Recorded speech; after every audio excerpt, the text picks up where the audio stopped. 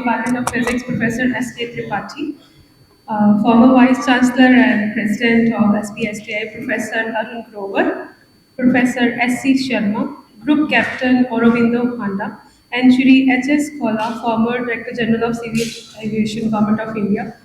Please grace the dais, please. Thank you very much, sir.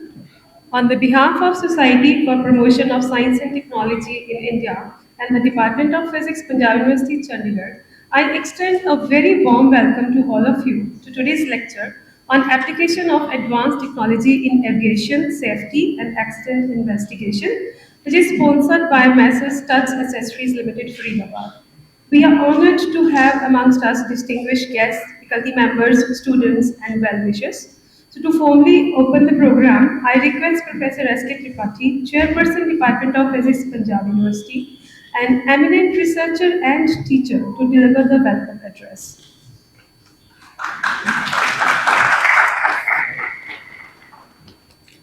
So, good morning to all of you.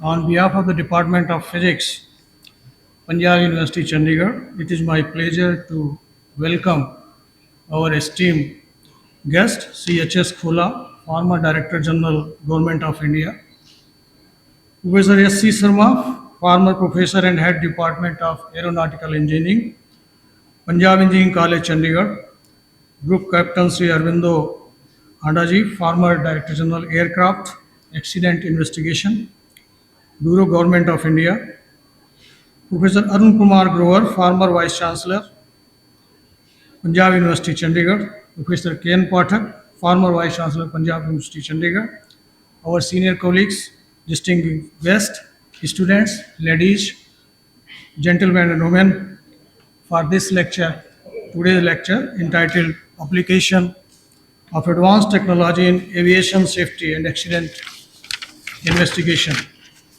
As the chairperson of the department, it is my duty to say some glimpses of the department. The Department of Physics was established at Lahore in 1934 and then it moved to Delhi for some time. After partition, it has been shifted to Government College Hoshiarpur, which is in Punjab, and subsequently the department was shifted to Chandigarh in 1958. The department had previously received many grants under the UGC COSIP, SAP from 1980 to 88, OSIST from 1984 to 91, and from 98 to 2013, it has been accorded the status of a Center of Advanced Study by UGC with three major thrust areas: condensed matter physics, nuclear physics, and particle physics, which is a unique achievement. At present, department has the strength of 34 regular 22 regular faculty, 2 temporary faculty, and 9 guest faculty, total 34, 30 assisting staff, and 2 daily wage staff, apart from many postdoctoral fellows under various funding agencies. There are about 100 research students and about 400 BSc Honors School Physics, MSc Honors School Physics, BSc Honors School Physics, specialization in electronics, and MSc Honors School specialization in electronics students on the roll of the department. About 150 BSc Honors School students of other departments study physics subjects as a generic elective course. Department has started 3 new courses. The first one is the Diploma in Computation Physics from the last year, and 2 new courses from this year. Those are Accelerator Physics and Optoelectronic Device Fabrication.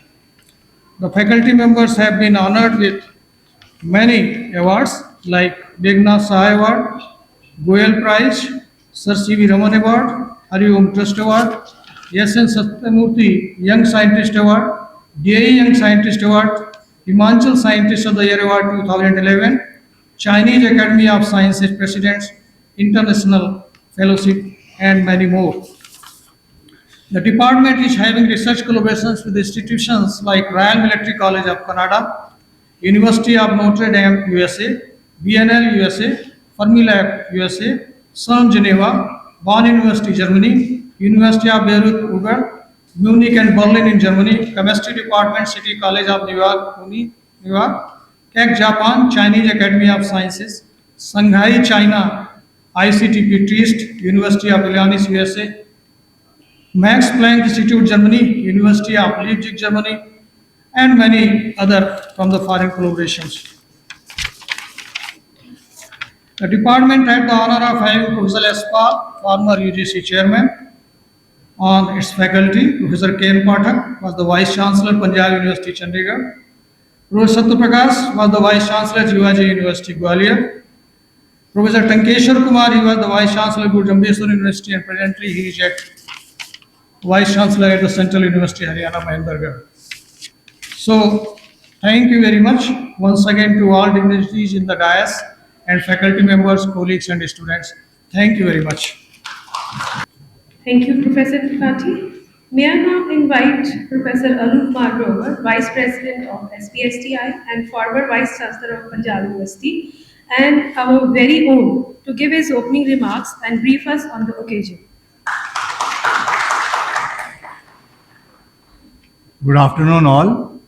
I am privileged to have yet another occasion to welcome you to an expository lecture hosted by SPSTI in partnership with institutions in the Chandigarh region. I am very delighted that our respected teacher, Professor K. N. Pathak, the former Vice Chancellor of our university, is in the audience with us.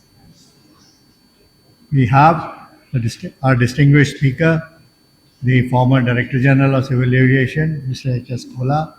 We also have with us other very two distinguished persons on the dais, the former head of the Aeronautical Engineering, Punjab Engineering College, and Wing Commander Handa, who is going to conduct the session for all of us. I am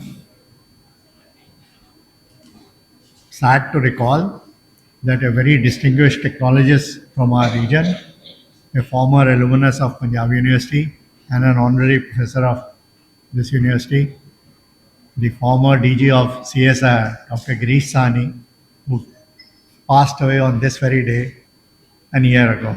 So let's dedicate today's lecture to the memory of Dr. Girish Sani because it's a lecture related to the domain of science and technology. So some 5 years ago, the Vice President of SPSTI and the Chandigarh chapter of NASI gave me the responsibility of organizing expository lectures, okay, for young people, the academia, and the general public. So we have been doing this since the year 2019 actually. So during the pandemic time, things started to happen in the online mode. And in addition to the regular lectures that we were holding, like lectures on the Nobel Prizes every year, the Abel Prize every year, Turing Award every year, the World Food Prize every year, we started to hold once in a while lectures which is engaging the public attention. So, in that context, at the recommendation of the president of SPSTI, we had invited Professor Salesh Nayak, the then director, even I think continues to be the director of National Institute of Advanced Studies, who was the former secretary of Ministry of Earth Resources. So he had come and spoken at our forum on the topic Cooperation to Pressure the Himalayan Ecological Systems. This lecture happened in March of 21. So in a year later, we had a lecture on climate change induced geohazards in the Himalayas and plausible mitigation. This lecture was delivered by Dr. Kalachand Sen, the then director of Himalayan Institute, Wadia Institute of Himalayan Geology. Then in 2024, we took the initiative of inviting the founder, Vice Chancellor of Homi Bhabha National Institute, namely Dr. Ravi Grover, member of the Atomic Energy Commission, who had dealt with the Indo-US nuclear deal. So we invited him to give a talk on the complexity of the nuclear regime and its influence in India. The lecture actually happened in February of 25, but it was sort of planned in 24. So I'm very happy that in that this series of lectures which would engage the public, we are having the fourth lecture, and that is on application of advanced technology in aviation safety and accident investigation. Our previous three lectures are available for offline listening. They stand uploaded on the SPSTI website. And today's lecture also will be uploaded after the lecture has been delivered for the general public to access it. Because it's our belief that these lectures are meant to disseminate and educate the general public. And though the audience in a given hall may not exceed few hundred, but we hope that thousands of people will benefit from listening lectures of this kind. So thank you all for coming, and we are looking forward to listen to today's lecture. Thank you, Professor Grover. The way you connect all the dots is really admirable. Now I request our presider for today's function, Professor S.C. Sharma, former professor and head Department of Aeronautical Engineering, PEC, now called Aerospace, to kindly address the gathering. Shri Khola Sahab, Professor Grover, Chairman of the Department, Professor Tripathi, Dharmveer ji, Bhishma Pitamah IIT Kanpur के professor K N Pathak, first PhD from IIT Kanpur, तो हमारा आपको प्रणाम है. I am also from IIT Kanpur, MTech PhD from IIT Kanpur, and Dharmveer ji from IIT Kanpur, Priya ji from IIT Kanpur, and is Pradeep also from IIT Kanpur. Professor Tripathi also IIT Kanpur. So IIT Kanpur prevails. And Professor Kiya ji, and as a matter of fact, Professor Dharmveer ji, Kiya ji, and myself, we were together during that period. That's why we know each other very well. Group Captain Arvindo Handa, former Director General, Accident Investigation Bureau. Other dignitaries whom I am not familiar with. Students like my granddaughter is also there along with. All are my granddaughters and grandchildren, grandsons. Now, airplane about which we are here to know is an engineering marvel. It is self-stable in its 3D motion in airspace. Human pilot and electromechanical pilot, autopilot. Initially, it was electro-hydro-mechanical when Sperry built it in USA.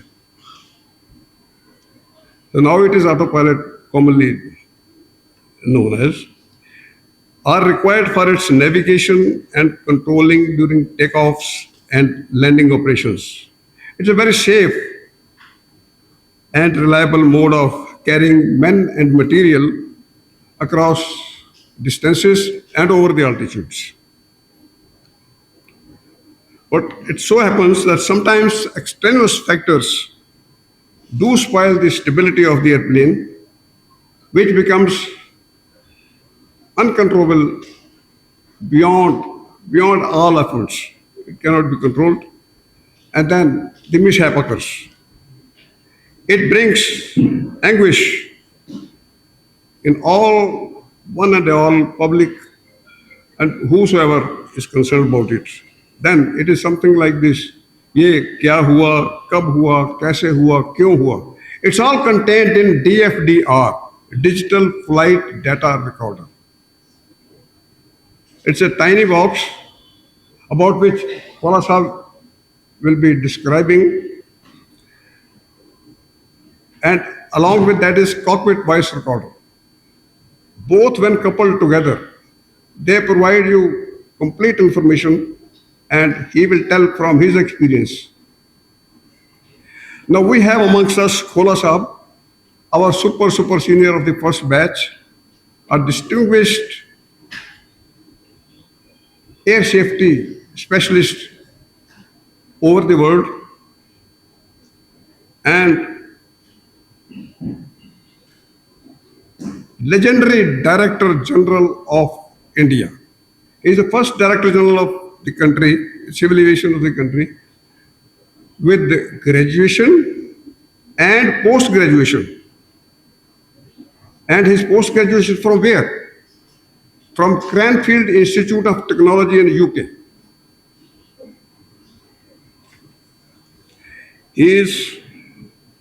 He will now explain when during stop the difficulties which impede the investigation process and create delays in the investigation reports. Otherwise, people say, "अरे क्या हुआ? Accident हुआ 7 दिन के report आ गई, सब कुछ हो गया, black box मिल गया." The name black box itself is a misnomer. It is an orange box. Black box, I don't know who has invented this name black box. On my personal note, my relations with Khola Saab, he has been our examiner. And then when I joined as a faculty member, we were examiners. Then in UPSC, he was from other side, I was from outside, and he was internal expert. I was official advisor. We have made some remarkable selections for DGCA. Mrs. Kola is very well aware of one of the greatest remarkable DPC we had in the chamber of chairman UPSC, where the casting vote was of the chairman. Then together we were in many boards and committees of Aeronautical Society of India. He has been chairman, and it's a pleasure that with persuasions you can see his age factor, that he has very kindly agreed to enlighten the public, because this is a hot topic. And he will tell what happens. And to establish that what happens, how many channels are there? We have international people, all the passengers, those who board, their countries are involved, their legal systems are involved. He will explain everything. So now I will request Bola Sahab. Good afternoon, everybody. I am delighted to introduce Mr. Kola to you. But actually, what I had prepared few pages for 3-4 minutes, but Professor Sharma has stolen the thunder. So he's spoken everything about it. So I'll add on to it that Professor Kola, Mr. Kola, he spent 38 years in DGCA. So DGCA, in this DGCA means Directorate of General of Civil Aviation, and the last 9 years he was the DGCA himself. That is the Director General Civil Aviation. So D is common. One is Directorate and one is DGCA. And apart from this, he led about 35 Indian delegations abroad, where he represented India. He has written 50 papers, and he is presented in national and international conferences. Apart from that, he has done about 25 aircraft investigations, the major being Kanishka and Ashoka, which most of you may not be knowing. It happened about 40 years back. And Kanishka, a few of the senior ones may be knowing that this was the one which happened in 85 over Atlantic, in which there was a bomb blast. So coming to this, and even after retirement, he has been a very active air safety expert, helping everyone, mentoring everyone, and he mentored guys like us. I would say, the recent retiree from DG, as I retired as Director General Aircraft Accident Investigation Bureau. So I'll be assisting him wherever he'll be there. So please. Well, respected high dignitaries which were occupying the dais. Is it okay? Thank you very much for speaking very high words for me. very encouraging. Thank you very much.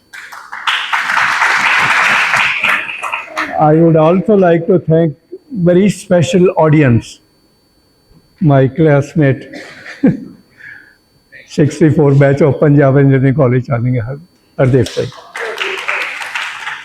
The most senior person in the whole hall, first PhD from IIT Kanpur. Thank you very much, sir, for attending this lecture.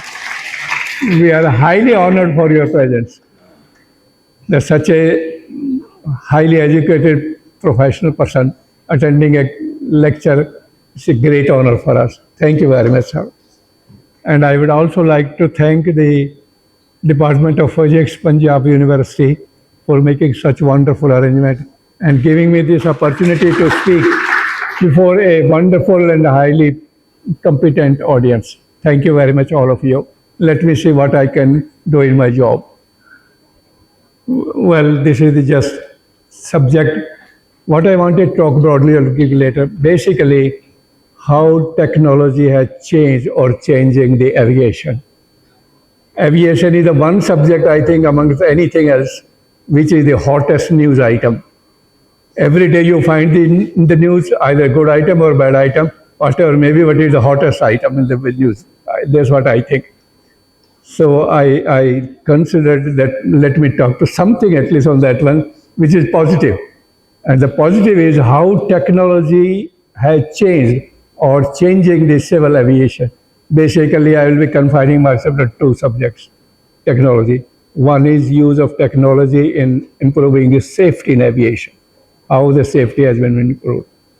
Second one is how technology is being used or has been used past in accident investigation. Very complex, accident investigation, very complex, and that has been my subject for 40 years in civil aviation. So two subjects I will confine, give the examples of the major accidents, how technology has changed or has been used in that one.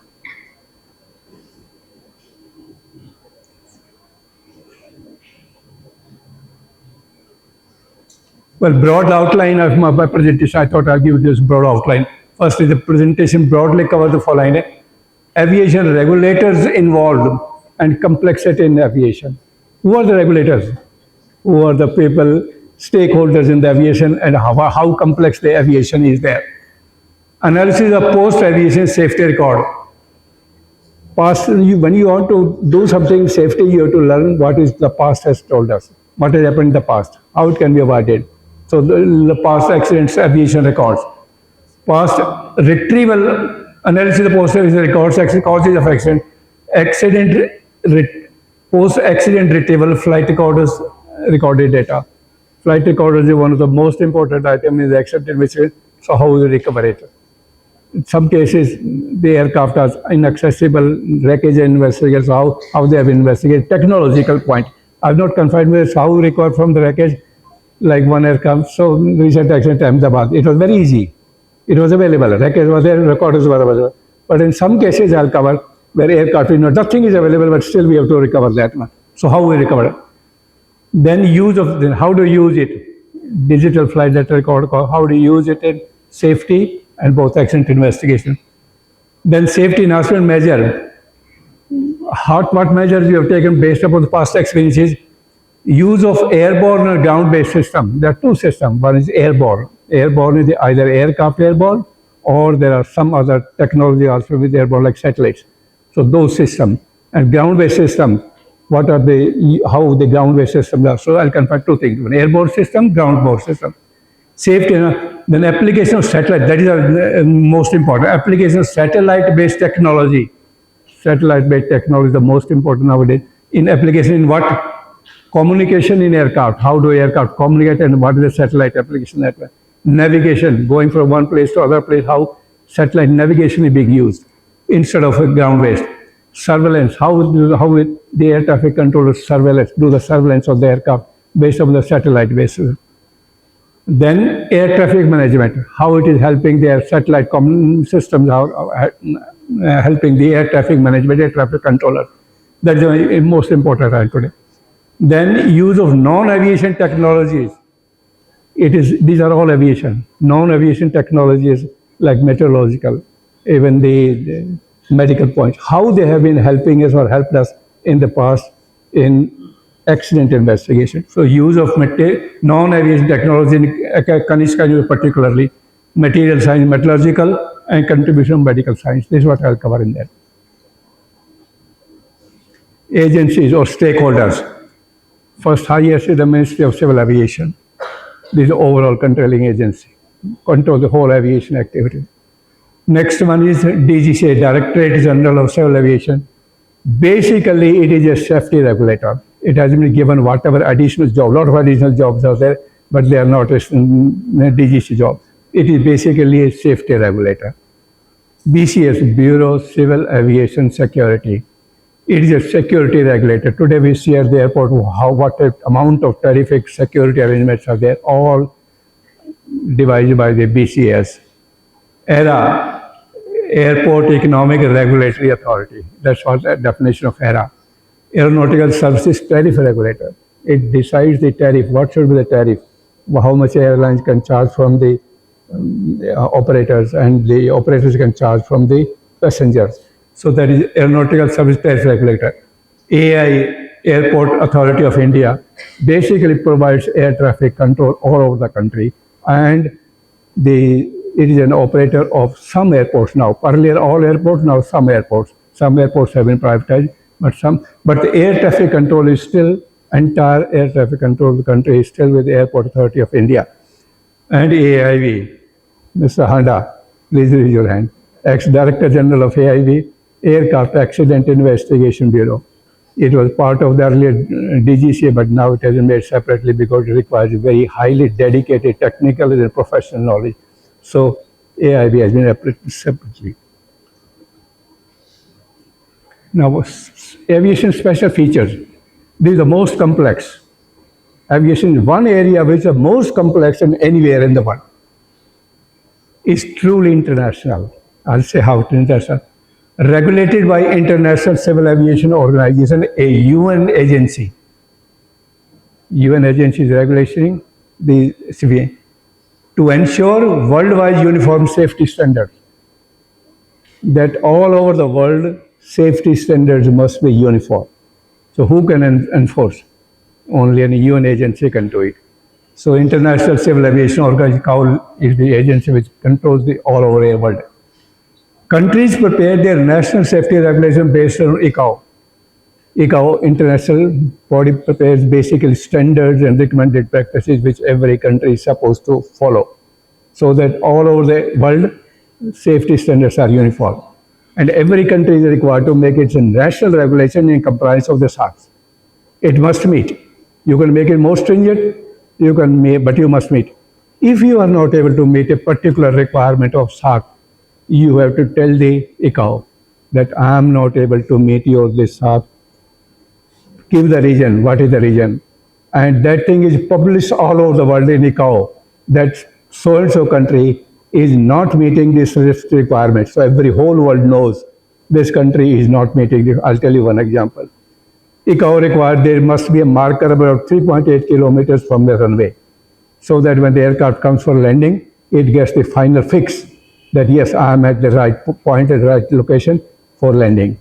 Bombay, we can't meet it because it's sea. 8 kilometers is the sea, so 3.8 kilometers we cannot provide it. So we had to inform the ICAO it is physically not possible. We are, instead of 3.8 kilometers, we are providing that fix at 8 kilometers, nearest place available, land place available there. What I am saying that you must meet or tell the ICAO I am not meeting. So that is the way. Then you lay down the ICAO requirements, but whether following or not. So ICAO periodically carries out safety audits of countries. All countries are safety audited. That are you following the requirement or not? I laid down the standard, are you following or not? If superior audit of countries ensure compliance of ICAO SAP, ensuring that this is my international requirement, you have to follow it. So they carry out the audit once in 3 years. Generally, they carry out. Countries have to furnish compliance action of audit findings. Whatever audit findings are, you must tell the ICAO that yes, I'm following it or I'm taking the action or not. Failing which, if you don't fail it, a cow makes it public. So and so country, this is a deficiency in that country's regulatory system. So they know. Then what other countries do? They may stop the flying of those airlines of those countries. That you're not safe. You cannot fly the international passenger aircraft. So it is highly regulated. No field in the world is, I think, so regulated by the world. Technologically very complex and ultimately very highly capital intensive. So if you are flying today, supposing one particular airline, one aircraft, the aircraft may not belong to that country. Aircraft may belong to some hiring, some country. That country, because very expensive, that country takes in on hire. Pilots may not belong to that country because it's very expensive to train pilots. Pilots may belong to third country. Maintenance may be done because it's very expensive. Maintenance may be done by fourth country. Say Lufthansa may do the maintenance. So a lot of countries or agencies are involved in operating these things. How you make sure that yes, I'm traveling and I'm safe. And the safety standard of those operators who are not having their own facilities but hired here, there. So that is where the cow regulation comes. And it ensures that every country in the world is providing the services safety standard of the required safety review. Past, how we have performed the past. So that is what we have to learn from that one only. About 60% accidents occur during approach and landing. Approach and landing, not takeoff. Generally in takeoff, hardly any accident happens. But in approach and landing, because that is where the capability of the pilot is there. Till then, before approach, aircraft comes on autopilot.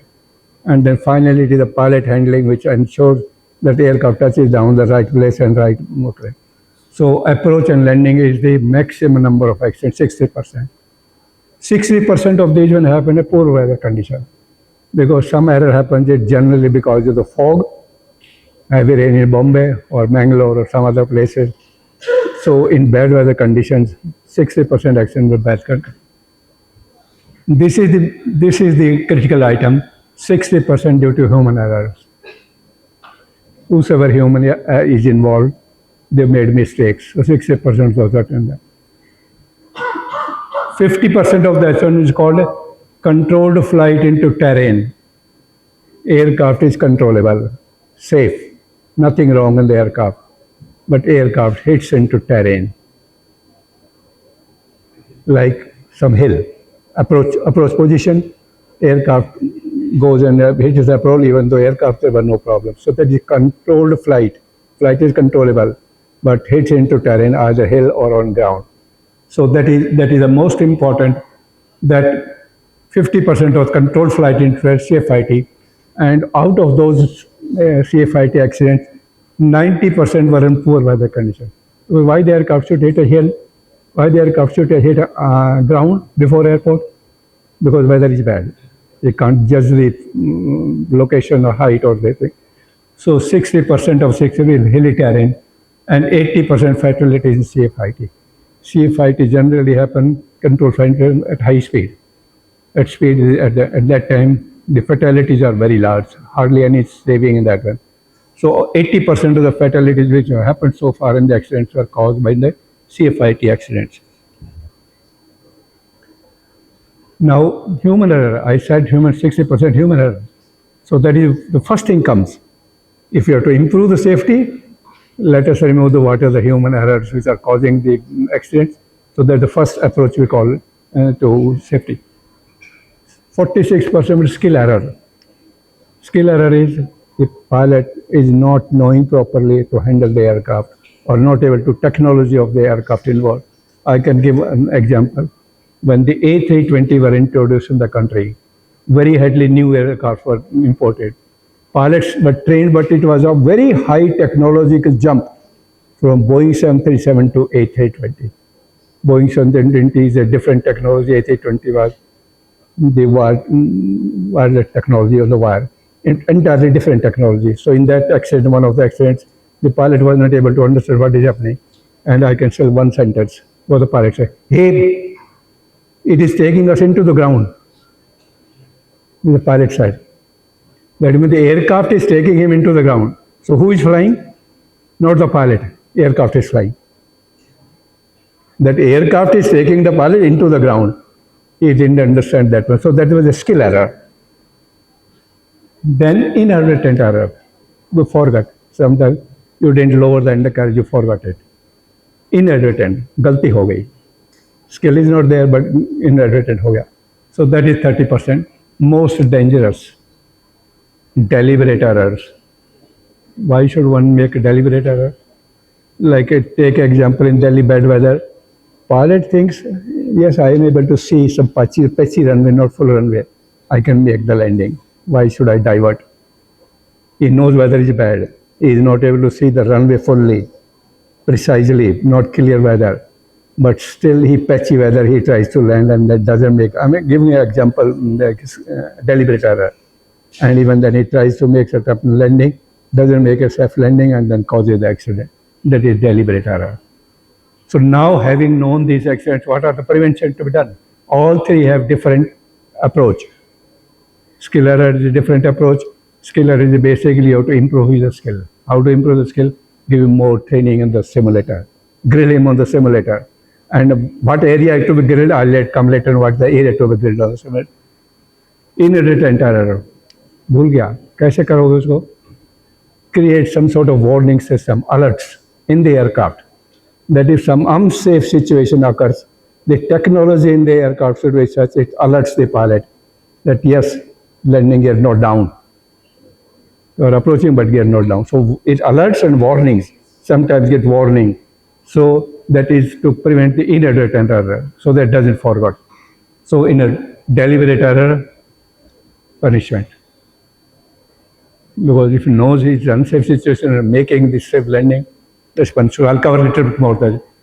So this is the most accidents were caused due to non-compliance of let down procedure. Procedure let down.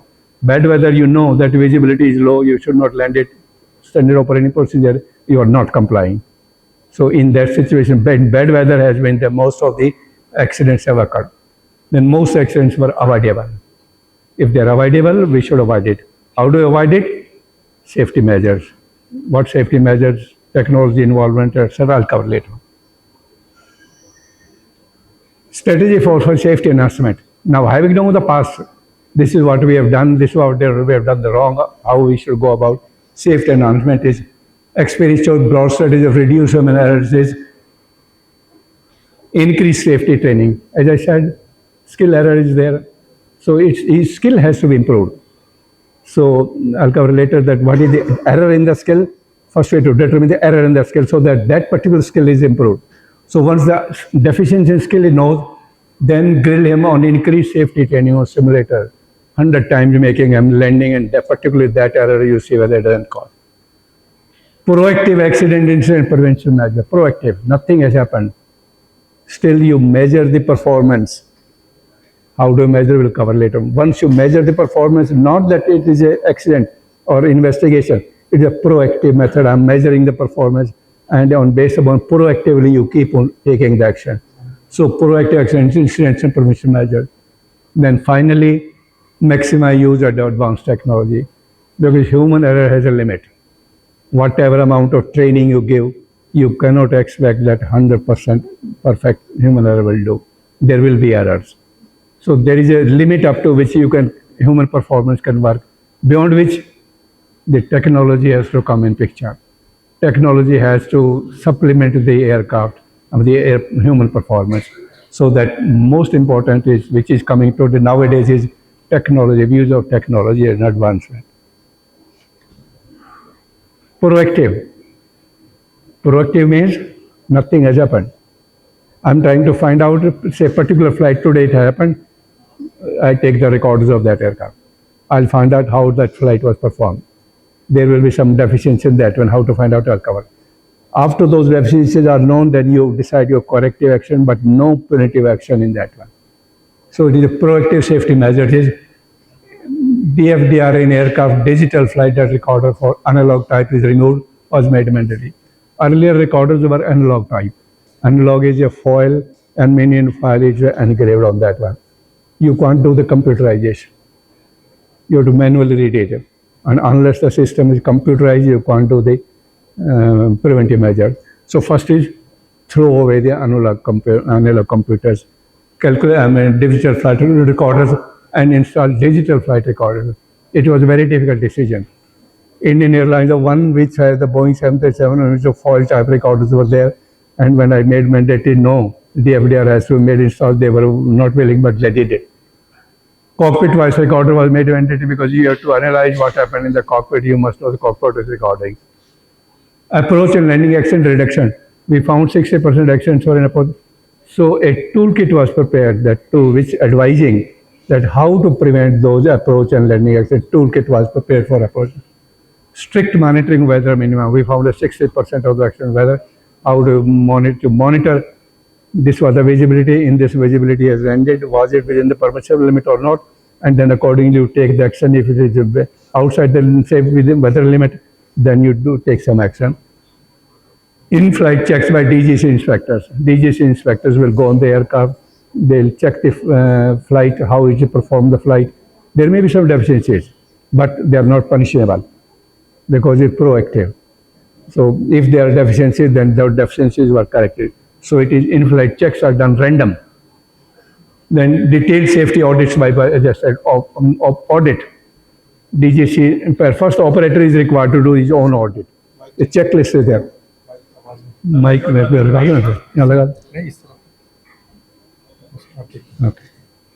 So audits are required to be done first by the first operator. Operator, you do your audit. The audit checklist is prepared by ICAO. That this is the way how you should audit your performance, your own performance. So first audit is done by the operator himself. Audit, standardized audits, you have to do it. So operator does his own audit. After that, DGCA officers go and they do the audit on the same checklist. After the DGCA, International Civil Aviation comes in once in 3 years and carries out the audit, whether India is following all the safety regulations or not. And FAA, America also has started its own audit also separately. So very strict auditing is done by the various agencies to see whether the safety standards laid down by ICAO and the country are being followed or not. Detailed safety audit operators, then proficiency in English language. This is one simple example. English language mandatory by ICAO for issue of pilots and ATC license. You remember there was a mid-air collision near Delhi or Turkey Dadri? 2 foreign aircraft, they collided. How it happened? The Russian aircraft pilot did not know English. He had a translator in the cockpit who will translate the instruction from the air traffic controller from the English language to the language of the pilot, and he will explain him how the instructions are there. This accident, the translator perhaps misunderstood it or wrongly transmitted to the pilot. He was asked to hold the level 6,000 feet, but it did not hold, it continued to descend. Another aircraft was taking off, so he hit the aircraft. So basically, the English language was not known to the pilot. So after that, post Turkey Dadri mid-air collision between two international aircraft, based on proposal submitted by India, I submitted the proposal to International Civil Aviation ICAO Assembly, 1998 I submitted, that all pilots who fly the international flight must know English.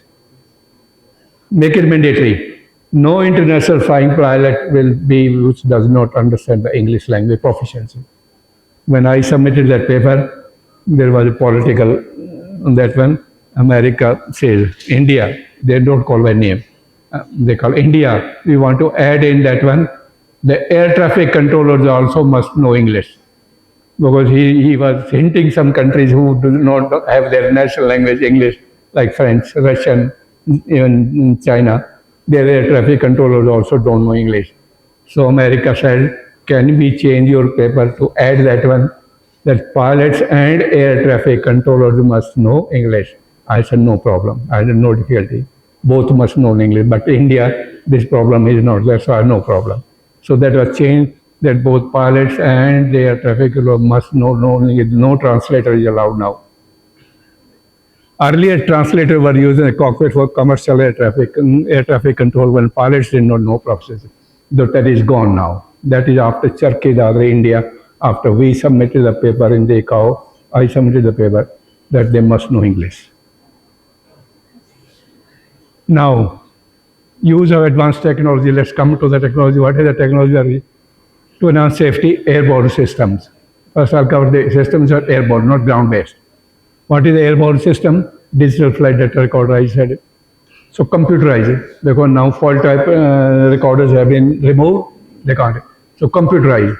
Computerized monitoring of the data of all flights made mandatory.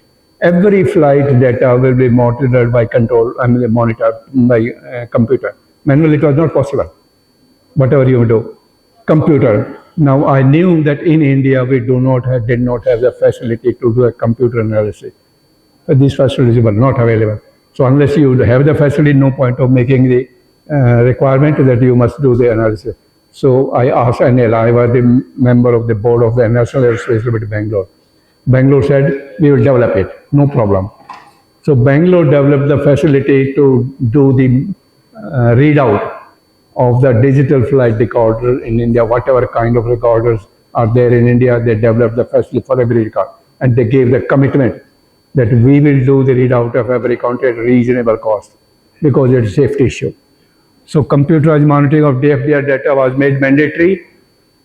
To enable this DF data, readout facilities were developed by NL and subsequently by the airline and the operator themselves developed it. A random monitoring of CVR recording. Now CVR recording is half an hour. Now they made 2 hours. It doesn't remain more than 2 hours. If the flight is after 2 hours, the old recording goes and the new recording comes.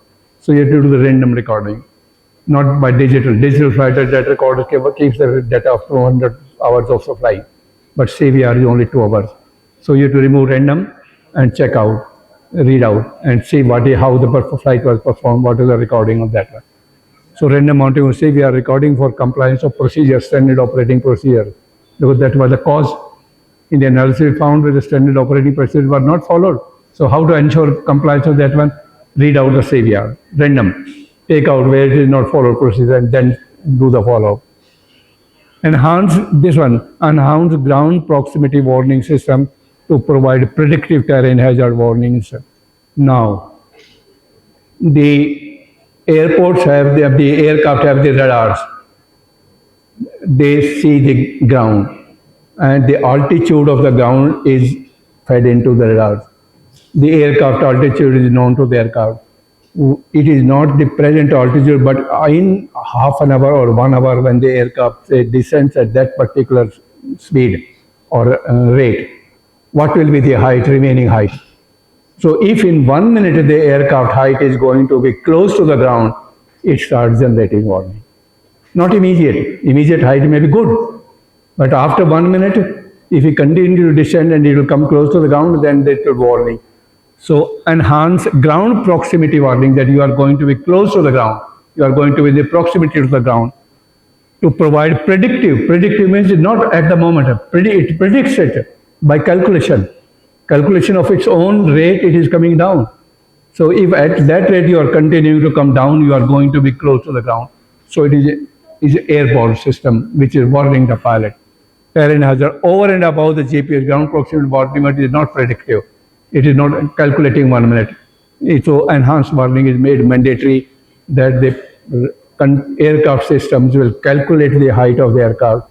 If it is going to become in 1 minute close to the ground, it starts warning. So no here missing. It is a warning generated by the system, go up, go down. So it is very safety enhancement measure.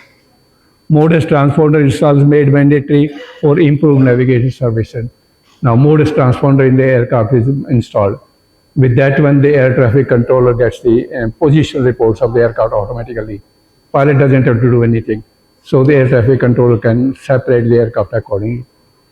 Airborne collision avoidance system installed made mandatory for all national interests. Now here, this again Charkhi Dadri.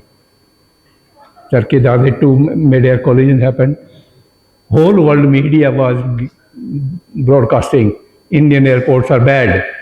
They don't have any facility available in this one. I was very much unhurt. I knew that it is not a problem of the airports. It's a problem of the aircraft, 2 foreign aircraft. I went to the airport night. took one man of Singh. All air traffic controller went. I went into their room and asked everybody to leave that room. I studied the tape. I kept on reading the tape, air traffic control tape. It was very clear. The air traffic controller had told the aircraft, maintain 6,000 feet. Other aircraft said, you climb. They did not follow it. So I knew that it is a problem of the pilots and not of the airport. So whole night I spent at the airport. Next day morning I came, I told my minister, who is no more, that it is not fault of the India. It is not fault of the airport. I told him it is fault of the pilots not maintaining altitude. I want to have a press conference because India's name is being blamed and India has nothing to do with this accident. He was to announce a court of inquiry. I said, no, you hold it for 1 hour, 12 hours. In 12 hours, I'll do the press conference. Because after the judge is appointed, I can't do the whole. So said, go ahead. I called the press, particularly CNN and BBC and these fellows I called. I told them, airport system, no system though the airport has caused this accident. Then they asked me what has caused. That is matter of investigation. I knew it, but I didn't tell. That's a matter of investigation. Let the court or anything to do. But at the moment, I am going to give you with full authority and responsibility that nothing, no airport system was involved in this accident. So, airborne collisions wise. Now, what was done? How to prevent it? There was a technology available. Modus transponder was made mandatory. Now, if you install the airborne collision avoidance system, it prevents the collision between the two aircraft. Starts warning 1 minute before. The transponders of the two aircraft automatically interrogate each other. Air traffic controller doesn't come in picture, pilot doesn't come into the transponders are doing the job. You are in front of me, I'm in front of you. You are coming at this rate, I'm coming at this. It calculates it that we are going to hit each other. So the transponders are doing the job and they are generating the warning. First they generate traffic alert. Traffic alert means when you are coming, likely to come closer. Pilot, it comes TA, the cockpit. Pilot should take action. If he still doesn't take action, then they still come closer. But still there is a time closer, accident. It gives the warning, go up, go down. It gives the command that you go up or go down. It gives specific command. If one aircraft says go up, other aircraft says go down. This airborne ACAS system. Now the pilot has been given authority, irrespective of instructions of the air traffic controller, you will abide by the ACAS system. If the ACAS says go up, you go up. If the ACAS says go down, you go down. And after that, you resolve the warning, you can tell air traffic controller, I had to go around because it's warning. No permission, you have to take it from air traffic controller. So this system, at that time, collision of the Charkhi Dadri was mandatory in US, only in US. And even in US between passenger aircraft, not in cargo aircraft. So I asked the DGC of America, why did you make it for passenger and not for cargo? What does it make difference? What is inside the aircraft? Whether cargo, passengers or ship or whether goats, they are colliding, they are going to, why did you not? He openly said it. I had the pressure. I couldn't make it. Then I told him, I'm going to make it mandatory. He said, very happy. I'll fully support you. I'll fully support you because I don't have to do that. So airborne collision system installation was made mandatory. I got it made mandatory by ICAO for all national international aircraft flying into Indian airspace. Now I can make it for the world. I made it mandatory that any aircraft which is coming into Indian airspace must be installed by ACAS. It was the toughest decision of my career to get it installed in all aircraft of the world because everybody is coming overflying in India. You must be fitted. Pilots were very supportive. International Flight Pilots Association were very happy. They supported me because it was helping them. They were supportive. The ICAO, International Civil Aviation, I happened to be the chairman of the ICAO regulation panel. I knew that they are under me. So they said, you can do it. I said, give me the letter that India can do this, make it this mandatory. Give me this letter because somebody is going to go to the court. I have to have the document in the court. So I wanted a document from the ICAO. They gave me document because I was chairman of the regulation panel of the ICAO. So they gave me the document. So it was the most difficult decision to get it implemented. This was post-Charkhi Middle Coalition. India was the second country in the world to do so. America had done only for passenger aircraft, not for car. India did it for every aircraft. Any aircraft coming in the Indian airspace must be fitted. Very difficult to ask French aircraft, you must be fitted, very difficult. But did it. How I did it, I called a meeting of all the airlines and called all the some pilots who are known to me, international pilots, that you come and speak. I called the manufacturers of the ACAS system. You also come and speak and give the benefits of that. I told them you make one commitment that you will not increase the price of this equipment during the period I give. If I give 2 years, 2 years you will not raise the price of this equipment. And you will supply those equipment items whosoever placed the order. The manufacturers of the cars came, they gave the benefits of the equipment, and they made two commitments. We are not going to increase the price of a cars during the period DGCM gave to you. We are going to supply you. We are not saying that the supply line is 5 years or no. So that is how I made it mandate. Then I asked the airline, how much time you want? Mostly airlines said 1.5 years. I said, doesn't matter. I'll give you 2 years. But one day more than 2 years will not be given. Make sure. 2 years giving you 6 months more than you wanted, but not 2 years and one day. It will be 2 years only. So that is how the ACAS was made mandate in all aircraft of the world flying into the Indian airspace. Now, this is the air system. What is DFDR and CVR doing for proactive safety? I said proactive, and the DFDR CVR monitoring is used for that one. What is done? Recorders are not accessible when they are. So first you have to set recorders.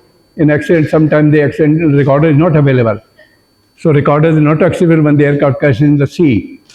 Do you know two Boeing 747 of aircraft went into sea? Two aircraft, not one. One was Emperor Ashoka, 1st January 1978. From Bombay took off, went into the Arabian Sea soon after takeoff, 78. Second aircraft was Boeing 747 Kanishka, operating from Montreal to London, went into the Atlantic Ocean. Two aircraft went into sea. What do? There is no DFDR available. So recorders are not accessible in crash areas. Boeing 747 accident Emperor Kanishka in Atlantic Ocean, 23rd June 85, and Ashoka in Arabian Ocean, 1170 were at the exam, not available. You must have the recorders, then only you can do something. Underwater locator beacon on recorders help in locating. I'll cover that a little bit later. These are the two equipment which help. So this is technology has come. If there was no technology, you cannot recover from the sea. So underwater locator beacon installed on the sea are helping recovery. These, they provide signals at 37.5 frequency in 1 second. They provide a radio frequency. So by using that frequency, you can then retrieve those recorders. Scarab is used, then you must have some equipment also to recover that from the sea. So Scarab is another equipment which is used for recovery recorder. So even if the aircraft goes in the sea, you must have recorders, and these are the two technological advancements, underwater locator beacon and Scarab, which are available. You can recover even from the sea. So first you must have the recorder, then only the recording.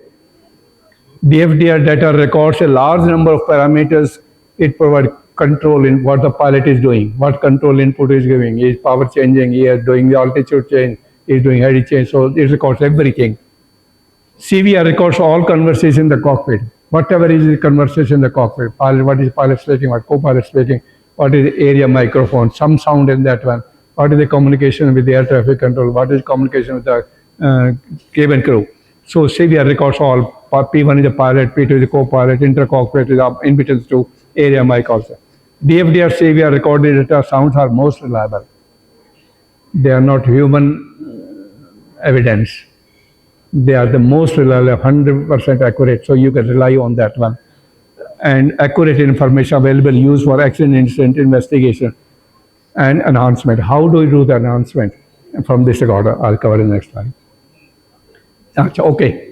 Underwater locator beacon, I said, this is the black box. It is not black box, it's a flight recorder, ULB. This is the small, tiny item which gives signals at 37.5 frequency and 100 pulse rate. So using that one, you can go into the sea and recover the record. How do you go into the sea and record it? This is this equipment. Scarab. Scarab is item which can be lowered into the sea, and where the signals are coming, you can retrieve the recorder. It is much more complex, but this is a simplified one. That scarab is used for recovery of the recorders. Now, you have got the recorder. What is the safety item? You do it out there. DFD data analysis provides precise information deviation, because if you have to correct it, you must know very precisely what is the deviation, what is error. हाँ जी जल्दी करो okay okay. So the rate of descent is the one item it calculates. Landing and accident deviation. I said 60% accidents are in approach and landing. So the DFDR tells whether his approach and landing is the right or wrong. Power fluctuation, it records it. Approach is stabilized or not, it records it. Cause of tail strike, sometimes tail strike. So it gives the reason that yes, his attitude was not right or wrong. Vertical G, heavy G, it has impacted the ground with very high vertical force. So all these things digital flight data recorder gives. So once we know that this pilot had made any of these errors, he is taken into the simulator by the instructor. And that particular deficiency observed was then trained in the simulator to see that the deficiency was removed. So it helps in giving precise corrective simulator training, not just any training. So to improve the proficiency and deficiency of the eliminate that error, particularly that error is removed. Now, as I said, some example, Kanishka is one example, what the FDR told you. Aircraft was steadily cruising vessels. Kanishka, this is the Kanishka DFDR reading. Aircraft was cruising, no problem. Constant heading, clean configuration, nothing, autopilot in command, no problem in the aircraft. No control input were given by the crew. Constant radar application, there no change in any pitch, nothing. There was no change, everything was normal. So DFDR only told us there was no problem in the aircraft. So it eliminated the things, but did not point out what was wrong. So DFDR data ruled out various possible causes of accident, but did not give any direct evidence of that. But certainly it gives the deficiencies in the approach and landing, the pilot deficiencies. Now Ashoka, as I said, the 1st January 78, Ashoka also went in. What was that DFDR told us? Aircraft took off from Bombay runway 27 soon after went over Arabian Sea. Pilot's attitude director indicator got stuck in left bank position. And pilot thought it is rightly banked because at that time took off, it went over sea. It was night, no ground mark, no lighting. So even though aircraft was level, the ADI was showing bank. So he started correcting it. Correcting means he started banking the aircraft. And over the sea, he could not make out where the aircraft is banked. Actually, so pilot kept on giving the right wheel input to bank the aircraft. And ADI was still showing it is still banked. So he kept on giving input on the banking. CVR recording in flight engineer shouted, "Go by this commander." There was a flight engineer at that time. He shouted, "Go by this commander." There are 3 ADI, pilot, co-pilot in center. He said, "Go by this center one only." But by that time, what has happened? Aircraft was banked by 108 degrees. What is 108 degrees? 90 degrees is one wing vertical. Wings had become vertical, and 180 degrees is even more than that when banked. Aircraft was banked by that much amount. What is the lift it can generate? Nothing. Wings are vertical, no lift. So the aircraft banked 180 degrees and it then plunged into sea, all occupants died. So DFDR very clearly showed what was done with the aircraft which went into the sea. No evidence was available, night, sea. So liftoff to crash was 101 seconds time, and that was the heading, newspaper heading when I gave deposition in the court. At 101 seconds, the aircraft came down into the sea. So this is what shows that this is Kanishka. No, not Kanishka, Emperor Ashoka, Bombay one. Bombay one, you see the bottom one, control wheel, I said, roll of initially they both are same. But then when the control wheel is moved, the aircraft was start banking.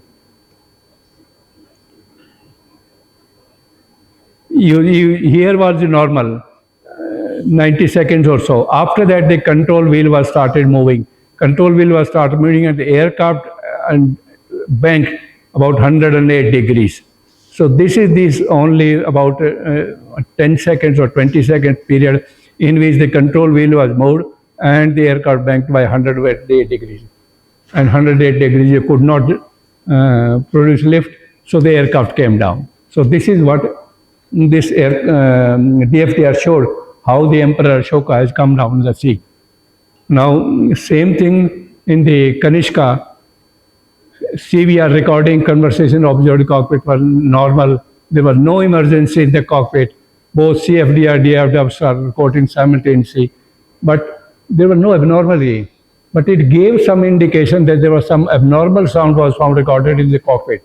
That was what CVR told us, that there is some abnormal sound, and that sound was for a quarter of a second, and that sound was of the explosive sound, explosion. The extremely high rate, that sound was found that is extremely high rate of rise, rising very fast, very high level, and decibel level was reached was very high. It was not any sound which was possible other than the explosion. So explosions were, sound characteristics were matched the explosive sound. So that quarter second of sound recorded on the CVR told that it is nothing but an explosion in the aircraft. This indicated explosion has occurred in the car. So how the two accidents which went into the sea, aircraft went into the sea, nothing was available, but cockpit was recorded in DFDR, they showed us. Now, application advanced material sciences in extension. This is the airborne sound things I said. What is the material science? Material science, this is the item of the Kanishka, which was being lifted from the sea. Kanishka wreckage was lifted from the sea. So this is later on realized. This is the part of the Kanishka which had gone into the sea. The wreckage was removed, and you see the wreckage item. This wreckage item is a cargo hold bottom line. It is almost in good shape, but detached from the aircraft. How? The pressure was built up in the cargo compartment where explosion has occurred. So this item has removed from the sea, and it showed some holes. Those holes were matching the explosive sound. So this confirmed that this Kanishka also. This is the part which showed the holes, Kanishka. These holes in this one were showing, these were examined, and this examination I'll cover in later showed that it is nothing but the explosion. Metallurgical examination. The detailed metallurgical examination was carried out at BARC and CSB, they participated. Fuselage portion on right hand door, number of holes at petals in that wreckage showed holes. Front cargo hold was found ruptured, that was found.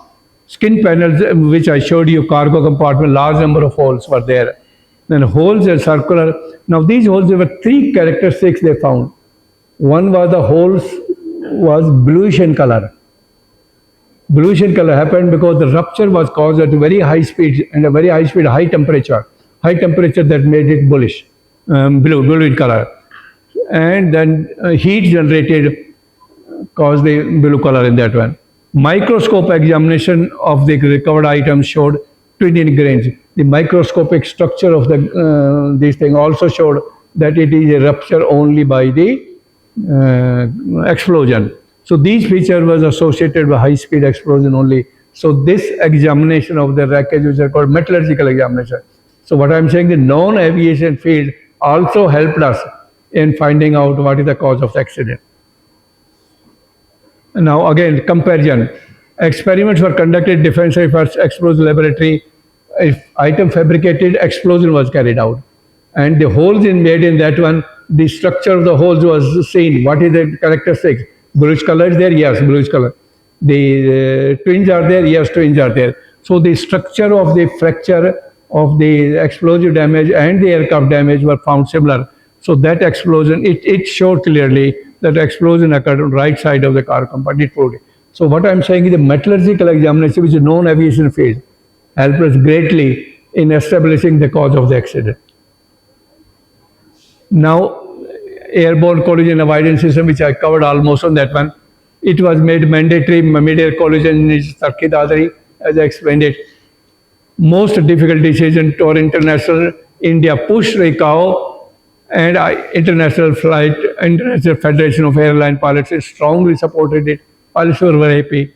Transponders of the two aircraft automatically react and then they provide a warning. Traffic advisory, I already got. Initially, it provided traffic advisory that separation between the two aircraft will be generated by pilots if he has to resolve the conflict. If he doesn't resolve it, then resolution of RA becomes very low, then it gives that RA. RA warning cannot be silenced. Go up, go down, go down. So he has to take that action without clearance of the ATC. So this is the airborne collision which I covered is helping in safety enhancement.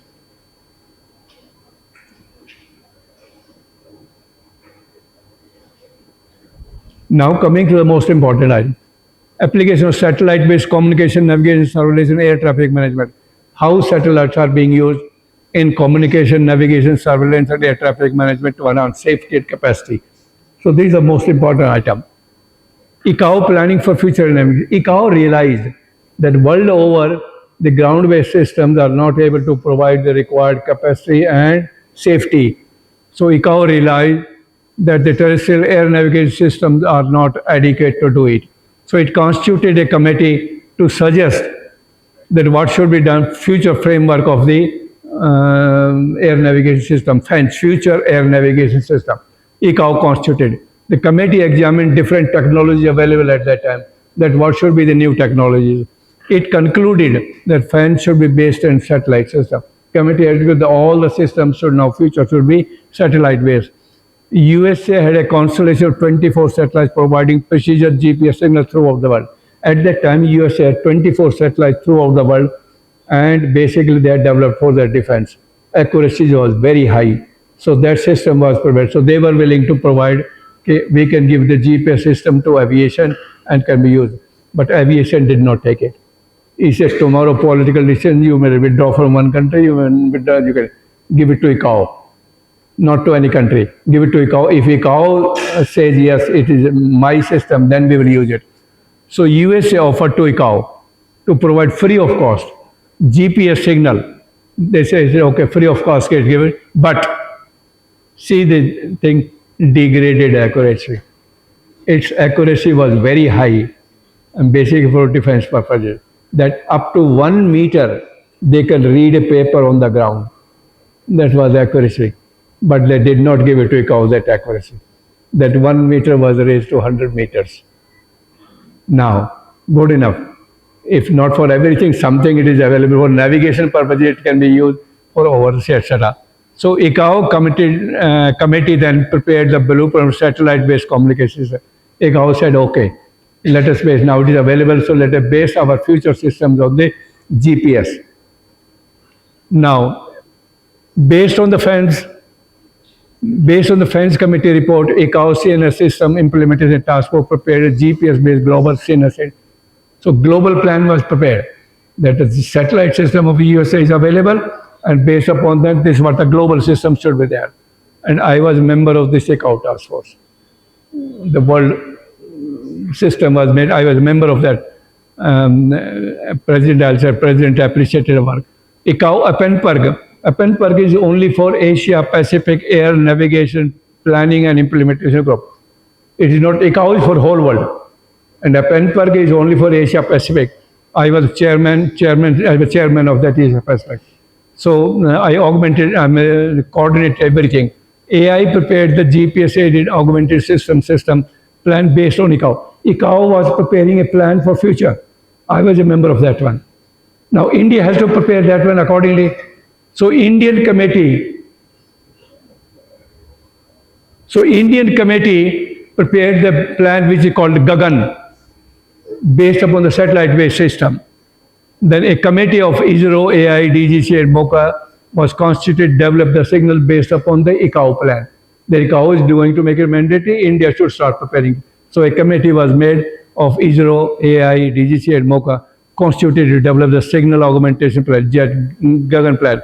And I was a member of that committee. So I was able to coordinate world, Asia Pacific, and India, all three. ICAO agreed to put dedicated transponder on the geo satellite stationary for signal augmentation. ICAO agreed that we will put one transponder or one of the geostationary satellites for AI use.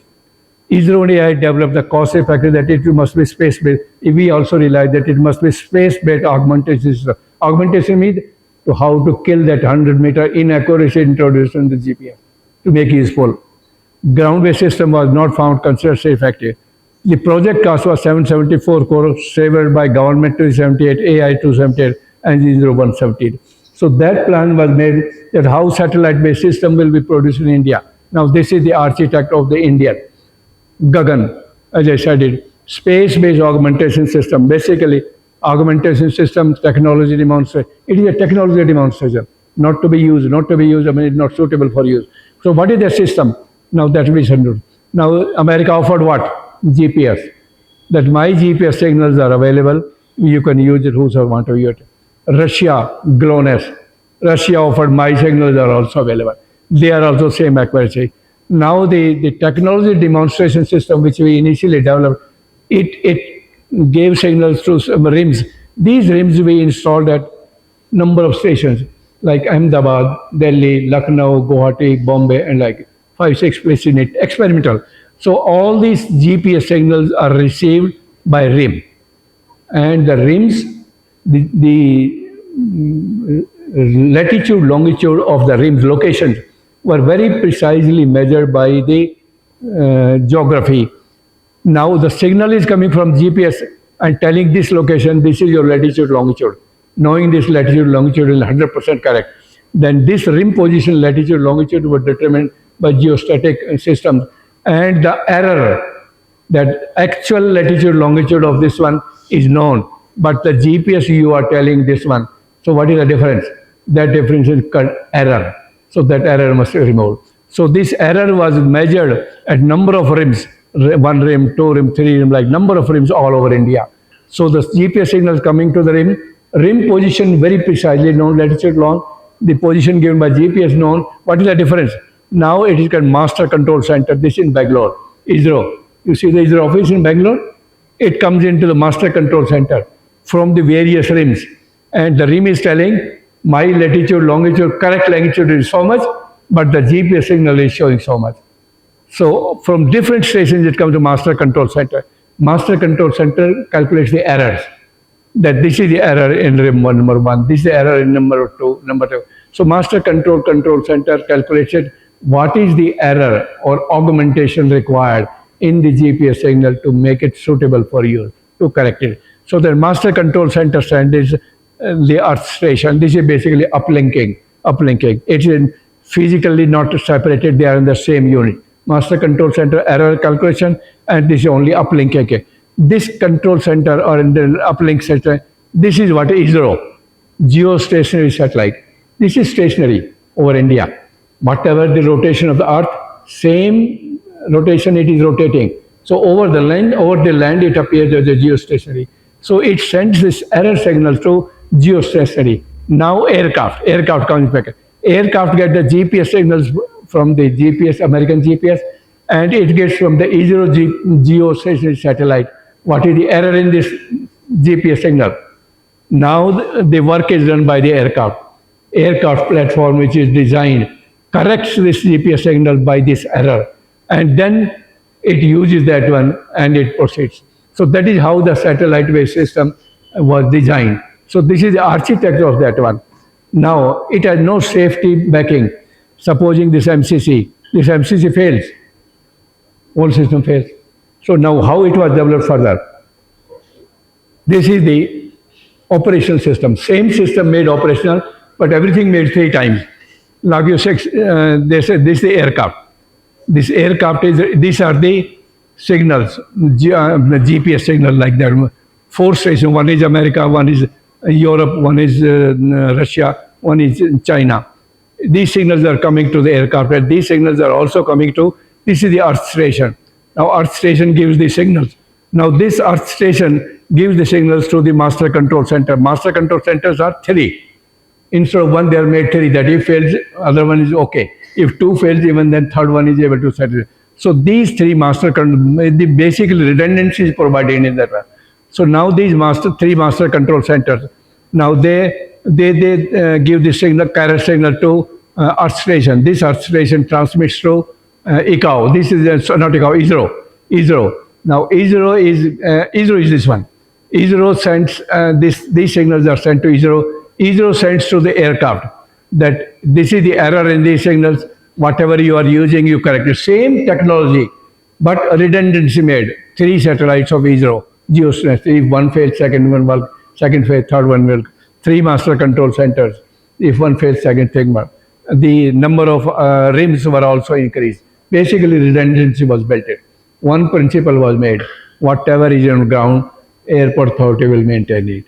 Whatever is in the air, ISRO will maintain it. Serviceability and everything. So this is what became final operational system, what is being operated today. It's in operation. Only about 1 month back, the whole thing became, or 1 or 2 months back, the whole thing became operation in country. And Prime Minister has offered it to all the friendly countries in the region free of cost. Why?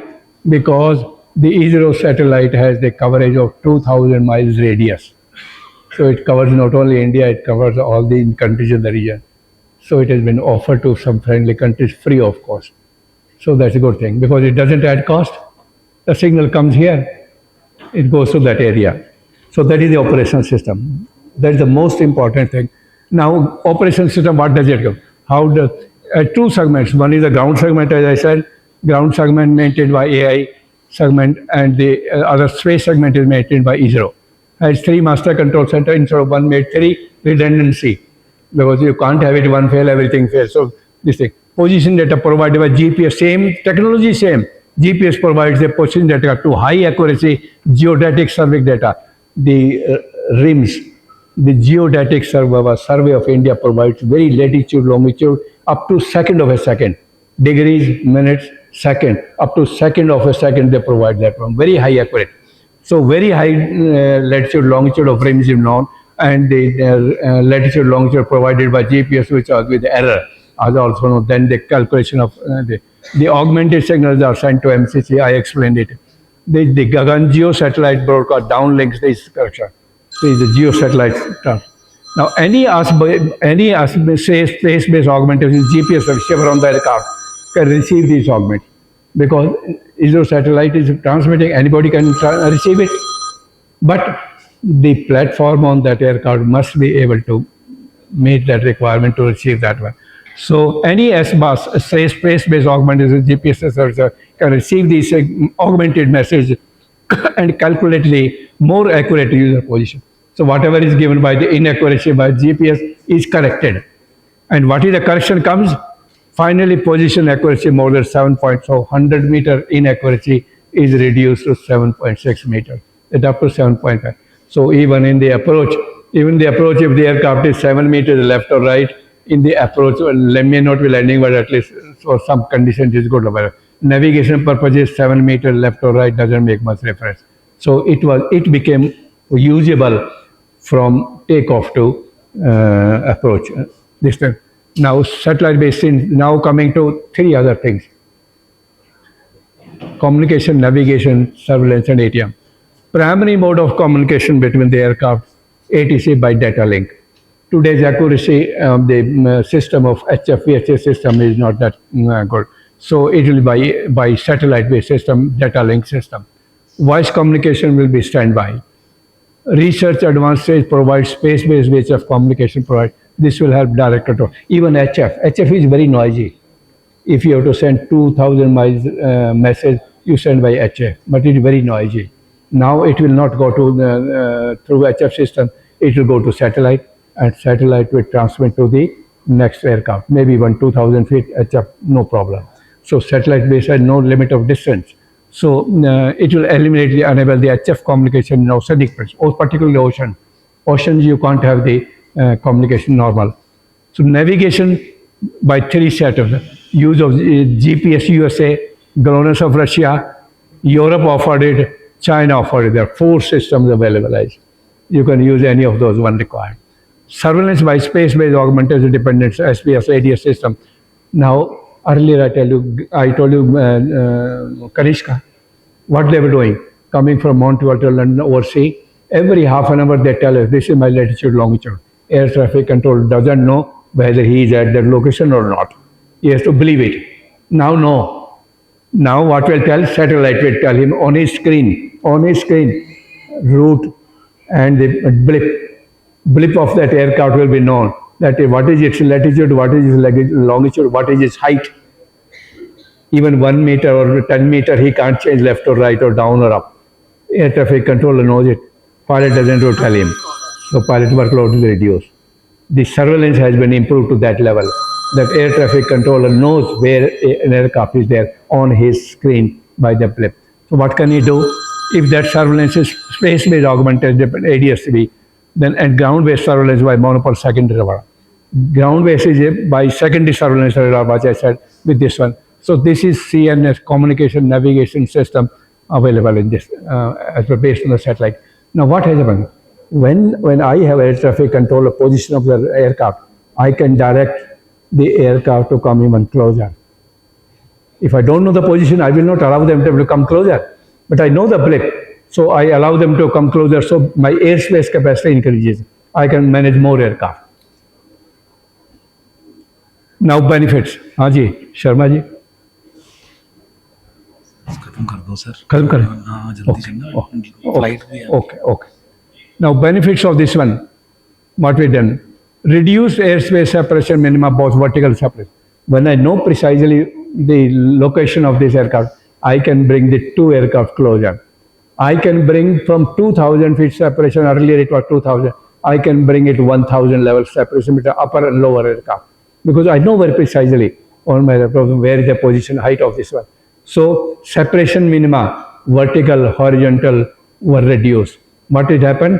You can accommodate more aircraft in the airspace. So capacity increased. So that is what the position. Now satellite based. Earlier, Delhi to Bombay, the aircraft was going to Delhi to Jaipur, Jaipur to Ahmedabad, Ahmedabad. Why? Because the navigation facility VOR was available at these places. So he has to navigate as per those signals. Now no more required. Straight satellite is giving, I go straight line from Delhi to Bombay. So what has happened? The earliest snake-like left-right position is no more applicable. You can fly straight line, reduce the distance between the Delhi and Bombay air distance by flying, and reduce the cost of operation, and reduce the accuracy, and increase the safety. Satellite-based system. That is basically I'm coming in this one. Pilots are happy, air traffic controllers are happy in front of the enemy, and on top of that, the warnings are generated. As I said, the inadvertent errors happen. Warnings are generated when they either of these inaccuracy happen. Either vertical separation becomes lower, horizontal separation becomes lower, or longitudinal separation becomes lower. The warning is generated. So air traffic control can sit here, have the cup of tea, and the computer will tell him whenever any warning comes to do anything. So workloads are reduced. Everything is enhanced. Capacity is enhanced, the safety is enhanced, workload is reduced. So that's what the satellite-based systems are doing.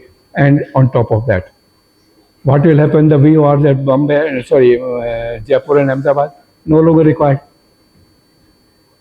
Ground equipment, what will happen? All will go away. What will be the next resultant problem? The 15,000 employees will do what? I don't need VORs at these places, so I don't need the manpower also. I don't need 20,000 or whatever the cost of this equipment is there. So reduce the cost of the equipment, reduce the manpower cost. So entire economics of the aviation becomes good. Because I don't need ground-based facility. I'm getting it one satellite is giving for the whole country. So all those ground systems will go away, and that is what the satellite system will provide the efficiency. Okay. Now, just last one bit. What is air safety and what is the ground safety? Just a summit in Asia Pacific Aviation Organization Flight Safety Corps, Singapore gave these that the aviation fatal accidents during last 40 years have reduced by 80%. This is a technology. This is given by technology that accident rates have improved by 80%. How does it compare with the ground system? If you are flying by an airline these days, it's 270 times safer than riding a car. That's the safety level of the air travel. It is 5,000 times safer than walking. The risk of having a accident is 5,000 times more when you walk than compared to the other. And it is 7,000 for something riding a motorcycle. So that is the level of safety being provided. How? Because of the technology is introduced. So use of the advanced technology has contributed significantly in making the aviation safety. That's how the level of safety, comparative level of the safety. Now conclusion, nothing else new. Technology has reduced air distances by straightening the routes, that's cost of operation. As I said, straightening routes. You go by straight line Delhi to Mumbai, nowhere going to the ground-based equipment installed available there. No, straight. So reduce the distance and the cost of operation. Increase the capacity of the airspace because I know the precise location, so I can bring them closer safely. So capacity. Otherwise, what will happen? One aircraft is 31,000, other aircraft is 29,000, lower altitude. Lower altitude burn more fuel. Now we don't have to burn more fuel. You can same level you can fly no large number of aircraft. Has reduced workload of pilots and ATCs. As I said, pilots he can sit, but he will get the warning whenever the distance between the two aircraft become lower, go up or down. He gets a warning. So his workload is reduced. Air traffic control workload reduced. So advanced technology in aircraft and ground system and application of the space system is greatly enhancing aviation safety. That's the control. Air transportation is no doubt the safest mode of transport. As I proved it 500 times, 750 times, 3,000 times, like the safest mode. Thank you very much.